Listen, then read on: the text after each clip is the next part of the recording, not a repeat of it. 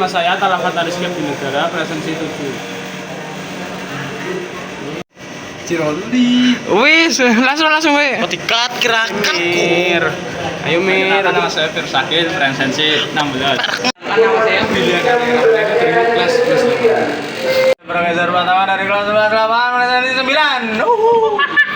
Persebaran orang hutan di Indonesia terbatas di 2 pulau, yaitu Sumatera dan Kalimantan. Di Sumatera, orang hutan hanya dapat ditemukan di Provinsi Sumatera Utara dan Aceh, terutama di wilayah hutan sekitar Danau Toba.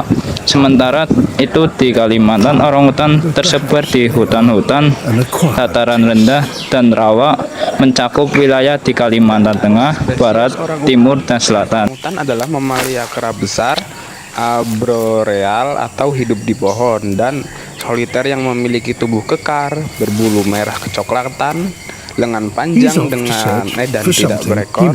Mereka dikenal sebagai spesies yang sangat cerdas dan hidup di hutan hujan daerah rendah dan pegunungan di Kalimantan dan Sumatera. Lalu ada jenis orang utan, diantaranya orang utan Sumatera yaitu Pongo abeli, dan orang utan Kalimantan Pongo pygmaeus, dan orang utan Tapanuli atau Pongo tapilionensa, yang semuanya berstatus kritis karena ancaman kehilangan habitat. Apa saja sih metode untuk melestarikan orang hutan ini? Nah, kita bahas di sini. Yang pertama ada pelestarian in situ atau di habitat aslinya, yaitu dengan cara perlindungan hutan, menjaga hutan tropis Kalimantan dan Sumatera supaya nggak ditebang buat sawit atau tambang. Dan ada pembuatan taman nasional dan cagar alam, misalnya Taman Nasional Tanjung Puting dan Gunung Leuser. Dan ada patroli anti pemburuan, mencegah pemburuan liar dan perdagangan satwa. Dan ada lagi yaitu restorasi habitat, yaitu menanam kembali pohon yang jadi sumber makanan dan tempat tinggal orang hutan.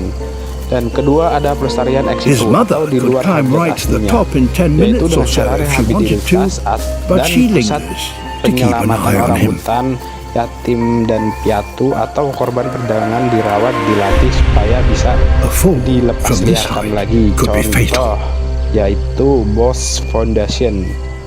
Yang kedua ada penangkaran, pengembangbiakan di kebun binatang atau pusat konservasi. Dan ada edukasi masyarakat, yaitu membuat orang semakin sadar pentingnya orang hutan dan ekosistem hutan.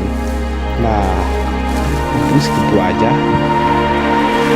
Upaya pemerintah dalam pelestarian orang hutan: 1. Membentuk kawasan konservasi, ngebuat dan nambah taman nasional, cagar alam, hutan lindung. Contohnya yaitu Taman Nasional Tanjung Puting, Gunung Leuser, dan Batung Kerihun.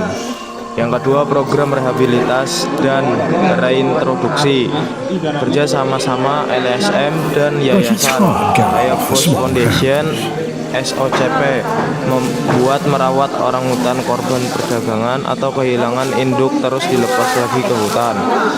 Ketiga, penegak hukum. Ada Undang-Undang Nomor 5 Tahun 1990 tentang konservasi sumber daya alam hayati dan ekosistemnya.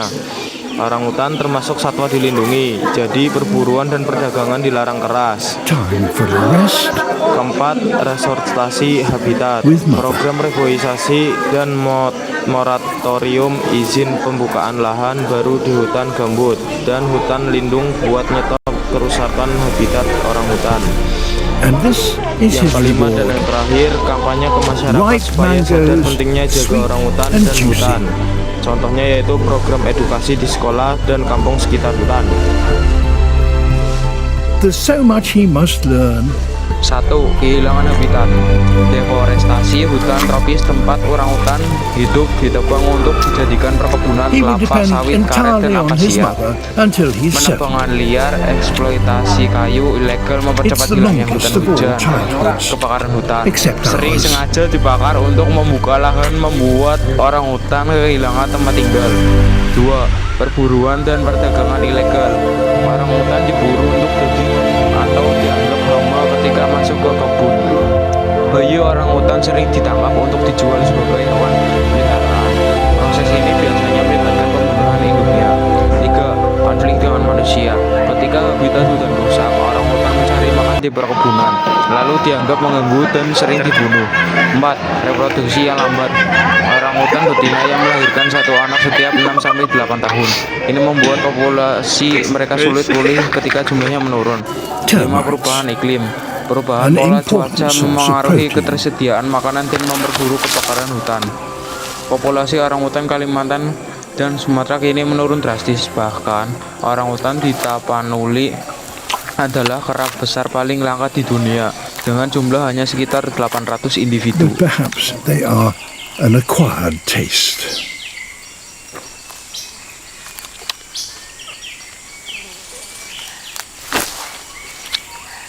Kita melestarikan orang hutan. Semangat, merdeka.